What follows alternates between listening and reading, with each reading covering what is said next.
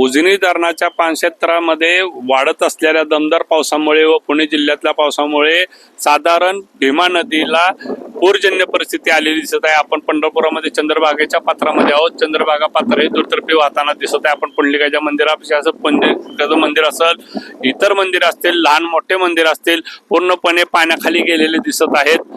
हीच ती चंद्रभागा नदी आहे की पूर्ण हिचा वाळवंट पूर्णपणे पाण्याने भरलेला दिसत आहे। साधारण उजनी धरणातनं 60,000 क्युसेस पाणी व वीर धरणातनं 8,000 क्युसेस पाणीचा विसर्ग करण्यात आलेला आहे। साधारण ही पूरजन्य परिस्थिती पुणे जिल्ह्यात पाऊसजन्य परिस्थिती असल्या कारणाने असाच विसर्ग असं वाहण्याची 2 दिवस अजून शक्यता वर्तवली आहे। या परिस्थितीमध्ये आपले जिल्हाधिकारी एस कार्तिकेय यांनी एनडीआरएफ टीम तैनात केलेली आहे आणि त्याचबरोबर आज आषाढी वारीचे सांगता झालेले लाखो भाविक पंढरपुरात चंद्रभागेचे स्नान घेत असतात।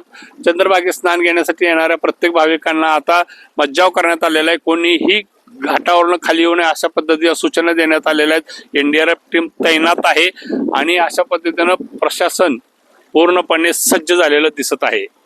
चंद्रभागेच्या पात्रातून जगदीश डांगे, LS मराठी।